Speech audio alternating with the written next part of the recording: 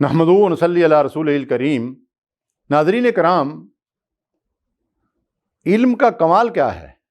ایک ماہر تعلیم تجزیہ نگار کہہ رہے تھے کہ جب سیدنا سلیمان علیہ السلام نے اللہ رب العالمین سے یہ دعا کی، رب اغفر لی وہب لی ملکا لا ینبغی لأحد من بعدی، اے میرے رب مجھے بخش دے، مجھے معاف کر دے، اور مجھے ایسی سلطنت، ایسی حکومت، ایسا اقتدار اور اختیار دے جیسا میرے بعد کسی اور کے حصے میں نہ آئے، کسی اور کو نہ ملے۔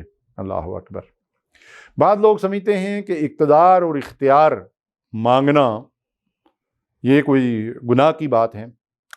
جب اقتدار اور اختیار فساق و فجار کے ہاتھ میں ہو، وہ اس پر قبضہ جمائے بیٹھے ہوں، تو اس وقت اہلیت اور صلاحیت رکھنے والے کے اوپر واجب ہو جاتا ہے کہ وہ اپنے آپ کو اس خدمت کے لیے پیش کرے۔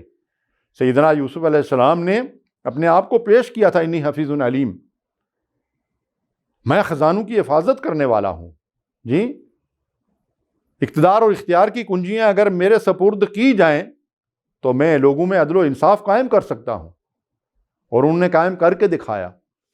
رسول کریم صلی اللہ علیہ وسلم مکے سے نکلے تو اللہ نے یہ تعلیم دی، وَقُلْ رَبِّ أَدْخِلْنِي مُدْخَلَ صِدْقٍ وَأَخْرِجْنِي مُخْرَجَ صِدْقٍ وَاجْعَلْ لِي مِن لَّدُنْكَ سُلْطَانًا نَصِيرًا۔ اللہ کے نبی صلی اللہ علیہ وسلم نے اللہ تعالیٰ کی سکھائی ہوئی دعا کی کہ اللہ سلطنت کے ذریعے، اقتدار کے ذریعے، اختیار کے ذریعے، قوت اور طاقت کے ذریعے، حکومت کے ذریعے میری مدد فرما، یا کسی حکومت کا میرا مددگار اور پشت پناہ بنا دے۔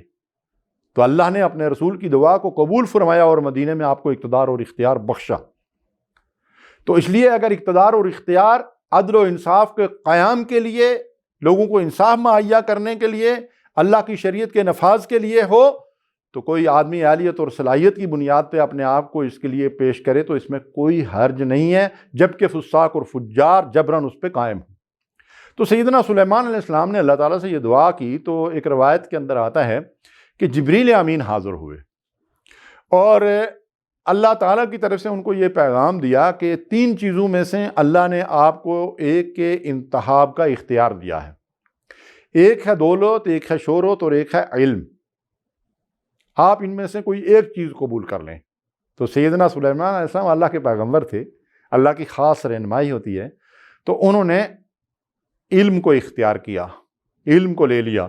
تو جبریل نے دولت اور شہرت سے کہا کہ تم واپس چلی جاؤ، اللہ کے پیغمبر نے تمہیں ٹھکرا دیا ہے، تمہاری ضرورت نہیں ہے۔ انہوں نے دونوں کو رد کر دیا ہے، علم کو لے لیا ہے۔ تو تب وہ دونوں جبریل سے کہتی ہیں، جی کیا کہتی ہیں کہ جب اللہ نے ہمیں پیدا کیا تھا، دولت بھی اور شہرت بھی کہتی ہیں کہ جب اللہ نے ہمیں پیدا کیا تھا تب ہمیں حکم دیا تھا کہ جہاں علم جائے گا تم اس کے پیچھے پیچھے وہاں پہنچ جانا۔ اللہ اکبر۔ اللہ کے پیغمبر نے جس علم کا انتخاب کیا تھا، جب ان کو اللہ نے وہ علم عطا فرمایا تو دولت اور شہرت جو ہے اس کے پیچھے پیچھے اس کے لوازمے کے طور پر آ گئی۔ اور سلیمان علیہ السلام کو اللہ تبارک و تعالیٰ نے علم بھی ایسا عطا کیا جس کی کوئی مثال نہیں ملتی، اور اس کے ساتھ ساتھ دولت اور شہرت جو ہے وہ ان کی لونڈی بنا کر ان کے قدموں میں ڈال دی۔ سبحان اللہ۔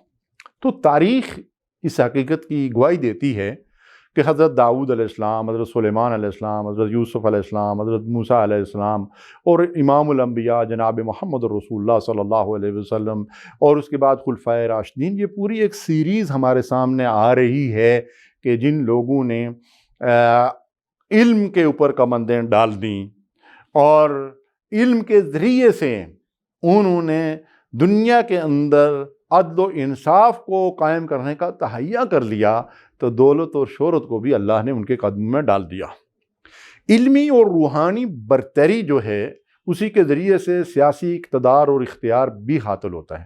نبی کریم صلی اللہ علیہ وسلم نے ان جاہل قوم کے سامنے جب علم کی روشنی پیش کی، قرآن کی دعوت پیش کی، تو اس قرآن کی دعوت پر ایمان لانے کے نتیجے میں جب انہوں نے علم سے رشتہ جوڑ دیا تو اللہ تبارک و تعالیٰ نے انہیں دنیا کا اقتدار اور اختیار بھی دے دیا، اور کیسر و کسریٰ کے برج زمین بوس ہو گئے، اور دولت اور شہرت بھی اللہ تبارک و تعالیٰ نے ان کو دی، اور اسلام دنیا کے اندر غالب ہو گیا۔